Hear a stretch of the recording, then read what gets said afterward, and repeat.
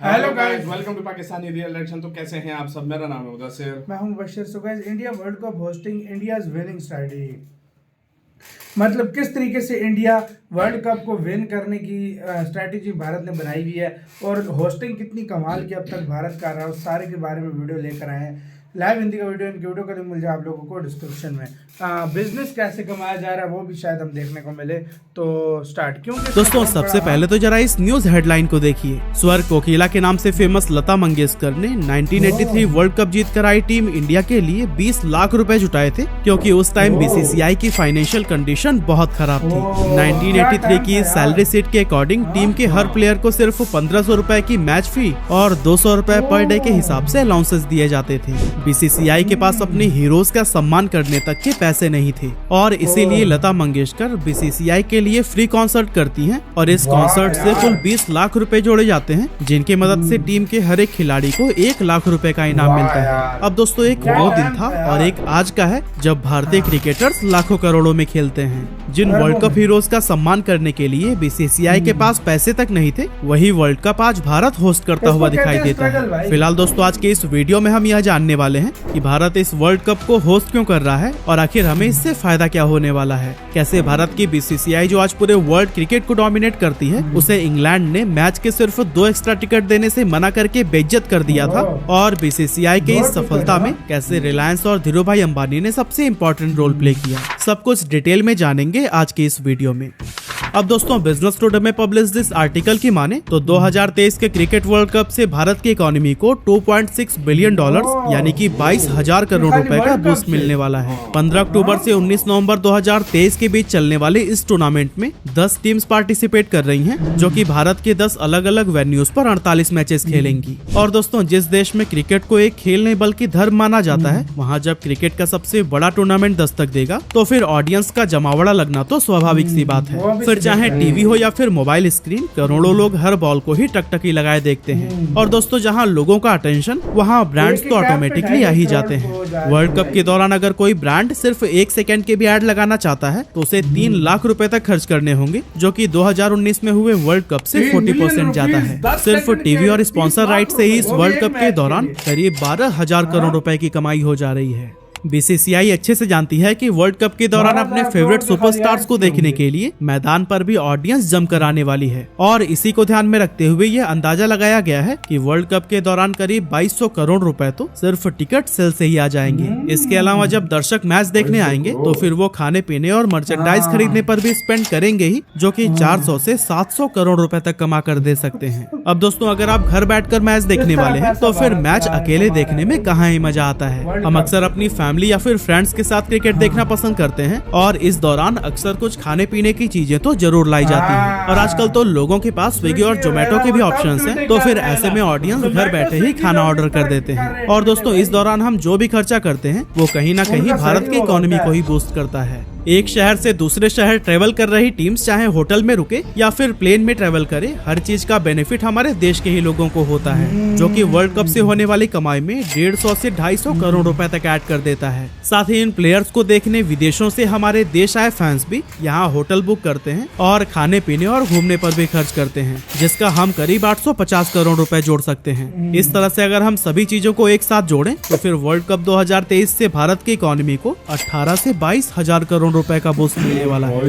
लेकिन दोस्तों world cup host करने के पीछे किसी भी देश का मकसद सिर्फ पैसे कमाना नहीं होता। जब कोई देश वर्ल्ड कप जैसा मल्टीनेशनल इवेंट होस्ट करता है तो फिर दुनिया में उसकी सॉफ्ट पावर इंक्रीज होती है। दूसरे देशों की गवर्नमेंट सिक्योरिटी के लिहाज से उस देश पर ज्यादा भरोसा करने लगती है और ग्लोबल लेवल पर उस देश का कद भी काफी ज्यादा बढ़ जाता है। साथ ही वर्ल्ड कप के दौरान अपनी टीम्स को चीयर्स करने भारत में जो भी विदेशी दर्शक आते हैं, वो भी हमारे देश की यादें, एक्सपीरियंस और खूबसूरत जगहों की जानकारी अपने साथ लेकर जाते हैं। अब मान लीजिए कि ऑस्ट्रेलिया से आए टूरिस्ट का भारत में एक अच्छा एक्सपीरियंस होता है, तो फिर वो अपने फ्रेंड सर्कल में इसकी चर्चा जरूर करने वाला है। और इस तरह से वर्ल्ड कप जैसे टूर्नामेंट को होस्ट करने के बाद लॉन्ग टर्म में किसी भी देश की टूरिज्म इंडस्ट्री को जबरदस्त बूस्ट मिलता है। विदेशों से आए टूरिस्ट को बेटर कन्वीनियंस और कंफर्ट देने के लिए होस्ट नेशन अपने देश का इंफ्रास्ट्रक्चर भी बेहतर कर लेता है, जैसे कि नए रोड्स, रेलवे ट्रैक्स, होटल्स और हॉस्पिटल्स बनाए जाते हैं, जो कि लॉन्ग टर्म में देश की आम जनता के लिए ही काम आते हैं। हालांकि दोस्तों एक वर्ल्ड कप जैसे बड़े टूर्नामेंट का होस्ट बनना इतना आसान भी नहीं होता। कहने का मतलब यह है कि कोई भी देश मुंह उठाकर वर्ल्ड कप होस्ट करने की दावेदारी पेश नहीं कर सकता। अब मान लीजिए कि हम 2027 के ओडीआई वर्ल्ड कप के लिए होस्ट खोज रहे हैं, तो एक कॉम्पिटिटिव बिडिंग प्रोसेस की जाएगी जिसमें कि 2027 का वर्ल्ड कप होस्ट करने के लिए इंटरेस्टेड कंट्रीज बिड करेंगी। इसके बाद से एक सब कमेटी जिसमें दुनिया के मेजर क्रिकेट बोर्ड्स के फॉर्मर चीफ शामिल होते हैं, वो बिड करने वाले कैंडिडेट्स के बीच में से मोस्ट एलिजिबल कैंडिडेट को चुनते हैं। और इस दौरान सबसे पहले तो ये देखना होता है कि क्या वो देश फाइनेंशियली इतना स्ट्रांग है कि वो वर्ल्ड कप जैसे इवेंट को ऑर्गेनाइज कर सके। एग्जाम्पल के लिए अगर सिर्फ हम बांग्लादेश पर ये रिस्पॉन्सिबिलिटी डाल दें तो शायद इस देश की इकोनॉमी वर्ल्ड कप के खर्चे को बियर न कर सके। इसके अलावा देखने वाली बात ये भी होती है कि उस देश का इंफ्रास्ट्रक्चर इतना स्ट्रांग होना चाहिए कि वो न सिर्फ टीम्स के मैचेस को कंडक्ट करा पाए, बल्कि उन देशों से हजारों की संख्या में आए क्रिकेट फैंस के स्वागत में भी कोई कमी न छोड़े। हमारा पड़ोसी देश पाकिस्तान भी पिछले कई सालों से वर्ल्ड कप की मेजबानी हासिल करने की ट्राई कर रहा है, लेकिन वहाँ के सिक्योरिटी कंसर्न की वजह से वर्ल्ड कप की मेजबानी को पाकिस्तान से दूरी रखा गया है। Last but not the list, यहाँ ये भी ध्यान रखना होता है कि जिस देश में वर्ल्ड कप हो रहा है वहाँ पर्याप्त मात्रा में क्रिकेट फैंस भी जरूर होने चाहिए, क्योंकि अगर फैंस ही नहीं होंगे तो फिर मैच के दौरान स्टैंड्स भी खाली पड़े रहेंगे और क्रिकेट का रोमांच भी फीका नजर आएगा।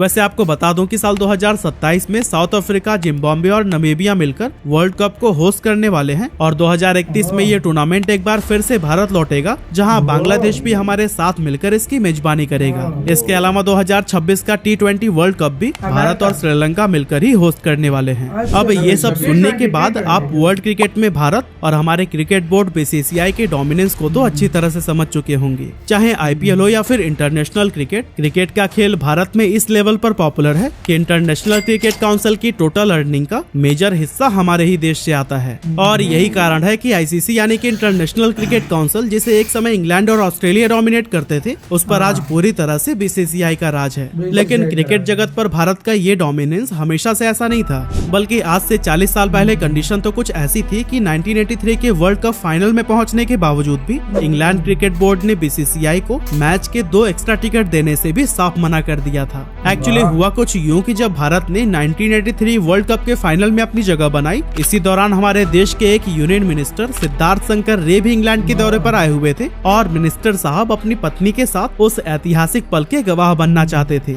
इसीलिए वो उस समय के BCCI प्रेसिडेंट NKP साल्वे से उनके लिए 2 टिकट्स का इंतजाम करने की गुजारिश करते हैं। लेकिन जब NKP साल्वे ये मांग इंग्लैंड क्रिकेट बोर्ड के सामने रखते हैं तो फिर उनकी ये रिक्वेस्ट सिरे से खारिज कर दी जाती है, जो कि सरेआम भारत को बेइज्जत करने वाली बात थी। अब इंडियन क्रिकेट टीम इंग्लैंड की जमीन पर वर्ल्ड कप जीतकर भारत का तिरंगा तो लहरा देती है, लेकिन BCCI को हमारे देश की वो बेइज्जती गले से नहीं उतर रही थी। साल्वे फैसला करते हैं कि अब वो क्रिकेट वर्ल्ड कप की होस्टिंग पर इंग्लैंड की मोनोपोली को तोड़कर ही दम लेंगे। एक्चुअली दोस्तों, उस टाइम क्रिकेट जगत पर इंग्लैंड का डोमिनेंस हुआ करता था और 1975 से 1983 के बीच हुए तीनों वर्ल्ड कप को इंग्लैंड ने ही होस्ट किया था। इंग्लैंड के अलावा किसी और देश को वर्ल्ड कप जैसा मेजर टूर्नामेंट होस्ट करने के काबिल ही नहीं समझा जाता था और क्रिकेट जगत के सारे बड़े फैसले भी इंग्लैंड और ऑस्ट्रेलिया ही मिलकर लिया करते थे। NKP साल्वे इंग्लैंड के इसी डोमिनेंस को ही चूर चूर करना चाहते थे, जिससे कि हर क्रिकेटिंग नेशन को वर्ल्ड कप होस्ट करने का मौका मिल सके। इसी सिलसिले में NKP Salve Pakistani cricket board के साथ मिलकर एक समझौता करते हैं और ICC में अपनी लॉबी बनाते हैं, जो कि वर्ल्ड कप को इंग्लैंड से बाहर कराना चाहती थी। ऑस्ट्रेलिया भी इस मामले में भारत और पाकिस्तान का सपोर्ट करती है और आखिरकार इंग्लैंड को भी सभी के सामने झुकना पड़ जाता है। हालांकि दोस्तों, क्रिकेट वर्ल्ड कप को होस्ट करने के लिए BCCI के सामने सबसे बड़ी प्रॉब्लम थी पैसों की। जिस क्रिकेट बोर्ड के पास वर्ल्ड कप जीत कर आए अपने चैंपियन प्लेयर्स का सम्मान करने तक के पैसे नहीं थे, वो वर्ल्ड कप को होस्ट करने का खर्चा कैसे उठा सकता था। लेकिन दोस्तों, NKP साल्वे ने हार नहीं मानी और कंगाल BCCI भारत में ये टूर्नामेंट कराने में कामयाब हो गया। लेकिन अब आप सोच रहे होंगे कि आखिर ये कैसे पॉसिबल हो सकता है। तो दोस्तों, यही सवाल लेकर ही NKP साल्वे उस टाइम की प्राइम मिनिस्टर इंदिरा गांधी के पास जाते हैं, जो कि धीरूभाई अंबानी के सामने इस वर्ल्ड कप का खर्चा उठाने की सिफारिश करती हैं। धीरूभाई भारत में वर्ल्ड कप होने के बाद से बहुत खुश हो जाते हैं और इसके लिए वो ब्लैंक चेक देने का वादा कर देते हैं। अब जब भारत के पास वर्ल्ड कप होस्ट करने के लिए पैसे आ चुके थे, तो फिर हमारे लिए भी रास्ता साफ नजर आ रहा था। इंग्लैंड इस फैसले के खिलाफ ICC में वोटिंग कराने की मांग करती है, लेकिन BCCI सारे क्रिकेट बोर्ड्स को अपने देश में वर्ल्ड कप का सपोर्ट करने के बदले में 5 गुना ज्यादा पैसे देने का वादा करती है। अब दोस्तों आपको बता दूं कि जब दूसरे देश होस्ट कंट्री में वर्ल्ड कप खेलने आते हैं तो फिर होस्ट कंट्री को ही वर्ल्ड कप में शामिल सभी क्रिकेट टीम्स को एक फिक्स्ड फी देनी होती है और इसके अलावा टीम्स के रहने, खाने और यात्रा करने का पूरा खर्चा भी होस्ट कंट्री को ही उठाना पड़ता है। 5 गुना ज्यादा पैसे के लालच में ज्यादातर देश भारत को सपोर्ट करते हैं और 1987 के वर्ल्ड कप के लिए भारत और पाकिस्तान को मेजबान के तौर पर चुन लिया जाता है। हालांकि दोस्तों यहाँ बीसीसीआई की किस्मत एक और करवट खाती है और 31 अक्टूबर 1984 को प्राइम मिनिस्टर इंदिरा गांधी की गोली मारकर हत्या कर दी जाती है। इंदिरा गांधी के बाद उनके बेटे राजीव गांधी देश के अगले प्राइम मिनिस्टर बनते हैं और वो वीपी सिंह को अपना फाइनेंस मिनिस्टर चुनते हैं। अब होता कुछ यूं है कि वीपी सिंह अपनी कुर्सी संभालते ही धीरू भाई अंबानी पर कुछ रेड डलवा देते हैं, जो कि धीरू भाई अंबानी को बिल्कुल भी पसंद नहीं आता और वो वर्ल्ड कप की मेजबानी से अपने हाथ पीछे खींच लेते हैं। वीपी सिंह की ये गलती बीसीसीआई पर बहुत भारी पड़ती है और हम एक फाइनेंशियल संकट में फंस जाते हैं। बीसीसीआई को क्रिकेट वर्ल्ड कप होस्ट करने के लिए कम से कम 20 करोड़ रुपए की जरूरत थी। इनमें से 4 करोड़ रुपए तो बीसीसीआई को 6 महीने के अंदर ही आईसीसी को देने थे। साथ ही आपको बता दूं कि एनकेपी साल्वे आईसीसी में सभी देशों के सामने ये वादा भी कर चुके थे कि भारत का दूरदर्शन क्रिकेट वर्ल्ड कप की ब्रॉडकास्टिंग के लिए 30 करोड़ रुपए खर्च करके अपना पूरा सिस्टम अपग्रेड करेगा। संकट की स्थिति में बीसीसीआई अपने सारे स्पॉन्सर के सामने हाथ फैलाती है, लेकिन उन्हें कुल मिलाकर 38 लाख रुपए ही मिलते हैं।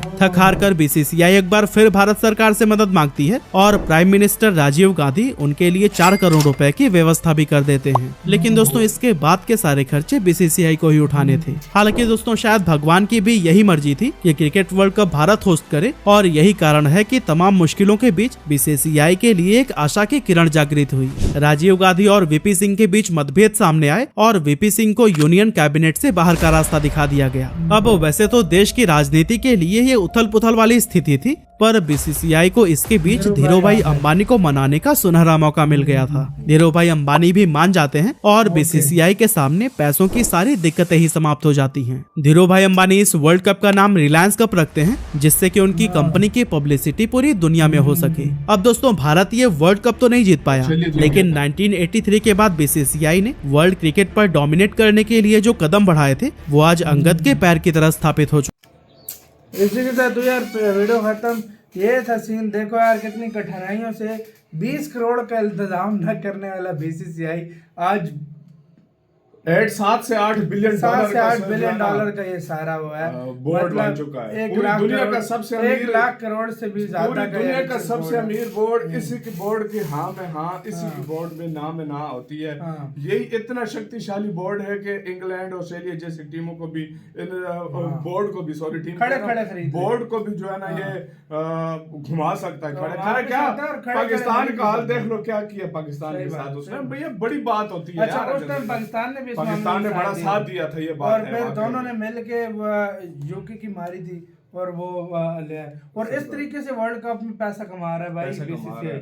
किस तरीके से देखो ना, टूरिस्ट के थ्रू इंडिया को कम से कम $2.5 बिलियन का फायदा और उसके बाद भी जो इधर लोग आएंगे वो अच्छा एक्सपीरियंस होगा, वो दोबारा जाएंगे, अपने दोस्तों को बोलेंगे, टूरिस्ट जो है ना बढ़ेंगे। बहुत बड़ी गेम होती है इस चीज में यार। अब जिस तरह 2036 का के 36 ही है ना ओलंपिक्स का बोल रहे थे कि मोदी जी करेंगे, उसके बाद किस लेवल पे जाएगा इंडिया, इस बात से सोच लो यार। आपका क्या कहना है अपने कमेंट सेक्शन में, अपना बहुत ज्यादा ख्याल रखिएगा।